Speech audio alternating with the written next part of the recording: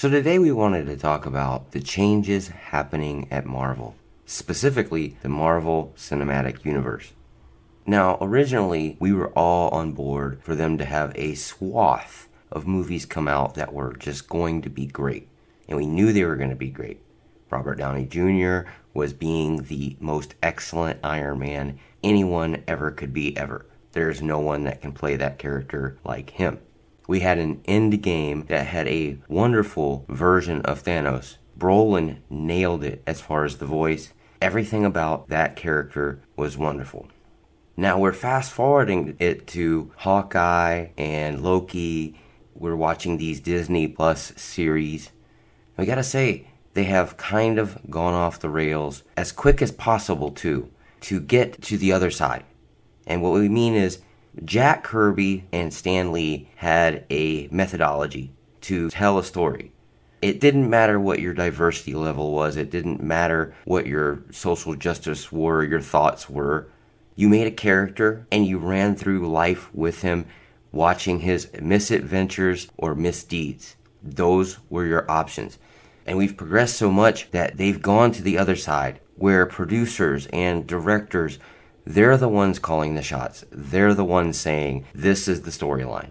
It really truthfully started when they even stuck Thanos in the storyline. Guardians of the Galaxy, although it happened to be a wonderful movie, is all amalgamated. It's taken from so many different variations of the comics, it's not even funny. I'm guessing a lot of people out there don't know. If they don't follow Marvel, they probably don't know, but there are many different variations of the Guardians of the Galaxy. And so it is a melting pot of some of the characters, and they put them together and dubbed them Guardians of the Galaxy, and that works. But very seldom does it work. We would attribute that more to the actors than the actual storyline. But again, we're getting to a point now where the directors and the producers are telling the story at Disney, and that should have never happened. They're saying their numbers are a little bit down. It's probably the lockdowns or the quarantines or whatever you have for an excuse. You started skimping on the original good comic book stories, and now you're having trouble.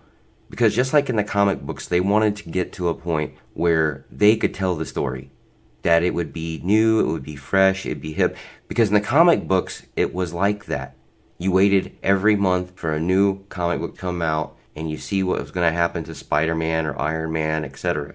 And it was all new and fresh, and the Marvel Cinematic Universe really wants to get to a point where people aren't watching the show going, well, we know the Incredible Hulk's going to smash this guy because it says it in the comics. But at some point you have to say, the original storyline was good enough to attract everybody's attention in the first place. And who are you as a writer, director, producer to change all of that so drastically that we don't know anything going into it? We don't mind minor dress downs in outfits. We don't mind that Renner's not running around with his full-on garb, his Hawkeye outfit. We don't mind that. We don't care that you dress him down.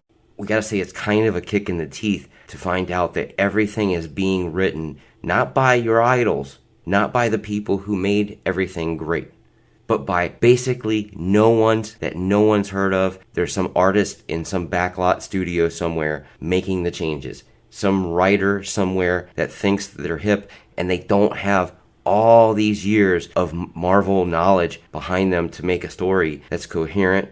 Loki is a prime example of how much they could have done and didn't.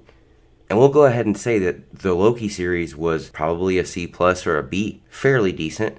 We liked it. But were there missed events in that series? Yes, very much. The TVA was very accurate, but also you had the multiverse setting up in your backyard. You're going through times, you're going through different places. The worst that you can come up with besides Loki showing up at the TVA, arrested or whatnot, there is no Red Hulk, there is no weird character that you brought back. You could have brought back different variations of Natasha. You could have brought back different variations of Steve Rogers. You could have put a different version of Iron Man in there. All of the Marvel Universe, and you didn't bring anybody in that would have been exciting. Marvel has set themselves up as a programmed studio. Everything is cut and dry, copy, paste. This worked, so we're going to do the same thing with this movie. Although Doctor Strange I find wonderful, many people complained that Doctor Strange was very cookie cutter as far as how you create a hero. You go through trial and tribulations, you come out stronger, you're now the hero, rinse and repeat. But when these producers, directors, writers take it upon themselves to just write what the hell ever, in our opinion, you're spitting at the very people who put you on a pedestal. And now we're hearing that Marvel is in conniptions with the Stan Lee family. We only knew it was going to be a matter of time before this happened. Currently, Stan Lee's family is now arguing with Marvel, and it looks like it's getting really, really yucky. And while many of us idolize Stan Lee, myself, as far as an artist type person, we just idolize the crap out of that guy, and people have to understand, this man ran around with the Clintons, pushing for the Clinton Foundation. Whether he knows that he was doing all of that or not, we don't know. Of course, the Clintons were into comics because that's another way to program children. Make them think what you want them to think to create the society that you want to run. Most of us who've grown up that happen to be around for 30 plus years, we know that there's programming all around us, that we can't even avoid it, that there's no channel or anything that we can put it on that isn't biased or left-leaning, right-leaning, religious-leaning, etc. There's nothing on TV that's just regular plaid.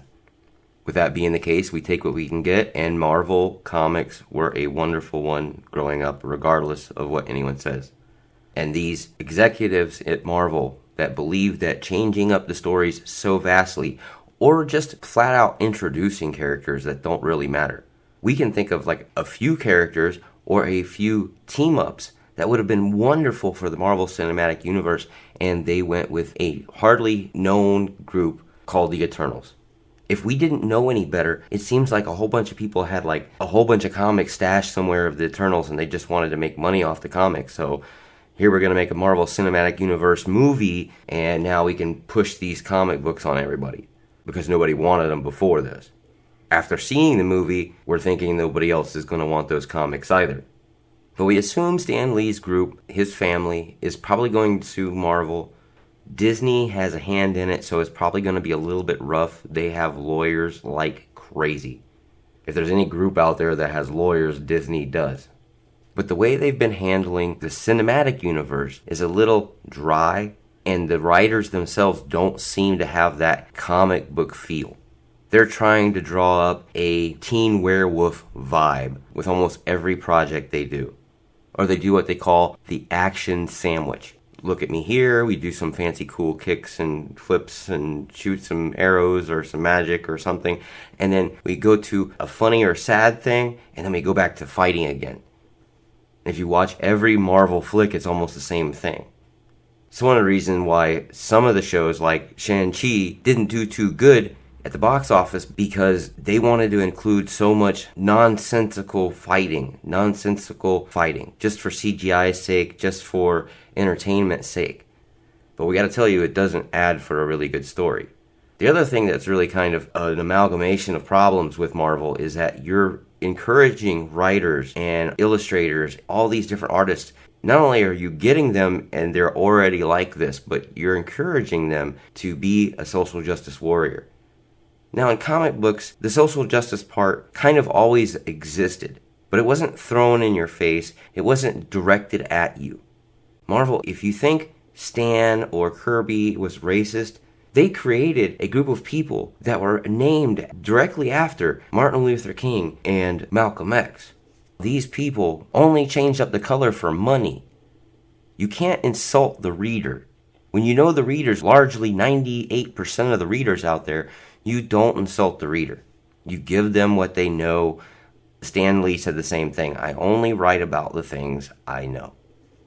We knew something was screwy at Disney. We knew something was wrong with the Marvel Universe, with the way they treated Scarlett Johansson, the way they treated a few other actors.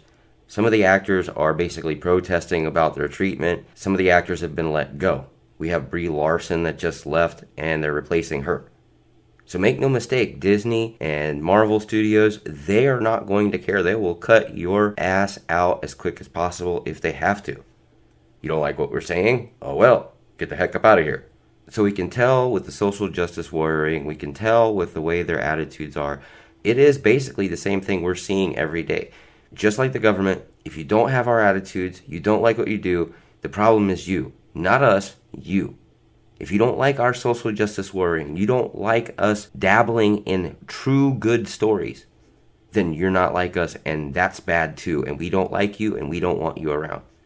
If you watch what's going on with Chris Pratt, all he has to do is talk about his wife for 5 seconds, and everybody wants to ring and lose their minds.